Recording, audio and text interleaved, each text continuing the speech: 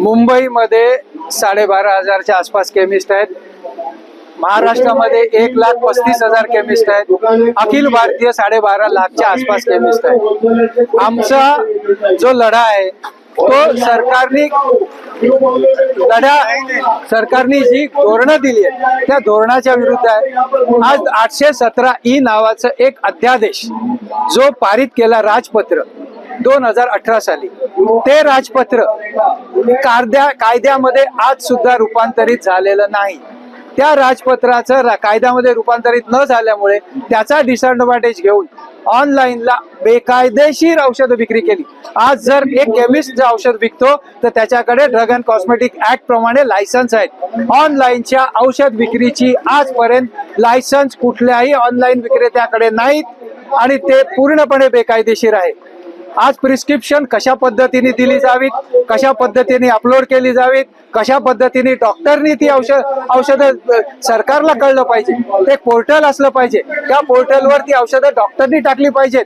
सरकारला कळलं पाहिजे कुठल्या राज्यात, कुठल्या जिल्ह्यात, कुठल्या तालुक्यात, कुठल्या गावामध्ये कुठल्या डॉक्टरनी कुठली औषधं लिहिली. हेच तर ऑनलाईनचं सर्वात मोठं ऍडव्हान्टेज आहे. तो सगळा राहिला बाजूला. फक्त फर्जी प्रिस्क्रिप्शन बनवायचे किंवा पेशंटला फोन करायचा. पेशंट कांदिवलीमध्ये, डॉक्टर आहे हैदराबादहून फोन करतो आणि औषधं कुठनं येतात त्या ऑनलाईन वाल्यांनाच माहिती.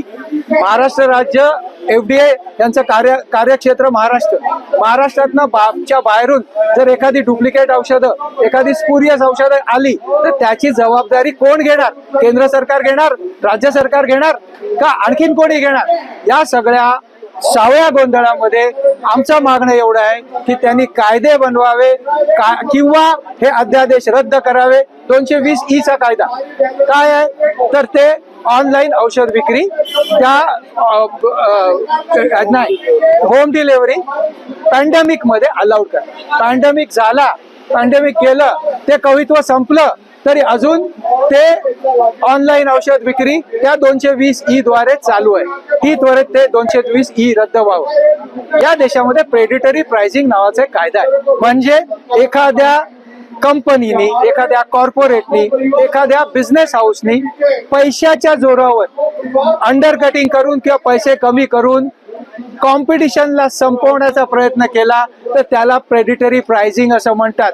ते प्रेडिटरी प्राइसिंग कॉमर्स मिनिस्ट्रीच्या अंडर येतं आणि ते इलिगल आहे. कोणी एखाद्या बिझनेस हाऊसनी आपल्या पैशाच्या जोरावर, एखादा अंबानी असेल किंवा एखादा टाटा असेल, त्यांनी जर पैशाच्या जोरावर अंडर कटिंग करून जर या पद्धतीने औषध विक्री केली आणि जर केमिस्ट बंद झाले तर छोट्या छोट्या गावामध्ये 500 घरं असलेल्या खेड्यामध्ये आज सर्व्हिसेस बंद होतील. आणि उद्या हे सगळे केमिस्ट बंद झाल्यावर मग ते आपल्या पद्धतीने, तुम्ही ह्याला बघा, मोबाईलमध्ये सुरुवातीला फ्री दिलं, कमी पैशात दिलं, सगळ्या कंपन्या बंद झाल्या. आज 3-4 कंपन्या मोनोपोली करतात.